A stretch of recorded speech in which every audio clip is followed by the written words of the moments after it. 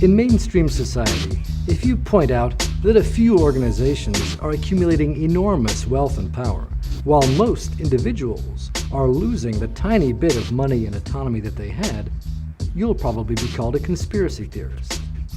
The fact is, though, that you don't need a conspiracy theory to explain what's happening. It's just business as usual. When you work for an organization, a government agency, a corporation, a church, a trade union, or any other type of institution, you're hired to do some specific job. You answer the phone, you sell things, you make things, but whatever your role is, your purpose is to serve the interests of your employer. In crude terms, this means making sure that your organization gets bigger and richer. How good you are at this is called your economic impact, and it largely determines your salary. If your impact is negative, that is, you caused your employer to lose money or influence, you get fired. Everyone knows this. But what people don't think through is that this means when employees are faced with a choice between what's good for their employer, and by extension themselves, and what's good for everyone else, most of the time, they're going to choose in favor of their own self-interest. That's human nature. Sometimes the choice might be a difficult one, but if your job, reputation, or social status is at stake, you'll probably do whatever it takes to keep the boss happy. The child abuse cover-ups at Penn State or in the Catholic Church are perfect examples of this.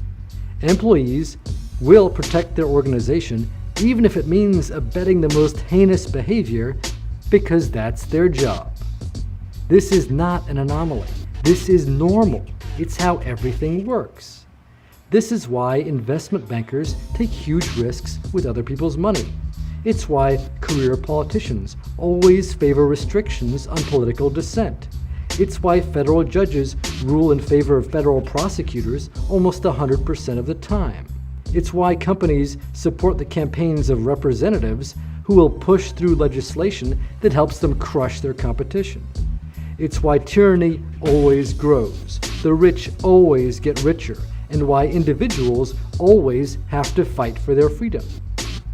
It's why the accumulation of power by any person, group, or organization is always dangerous to everyone else.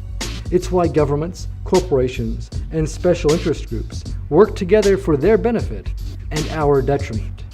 It doesn't take a shadowy master plan to ruin society. All it takes is human nature. It's not conspiracy. It is business as usual.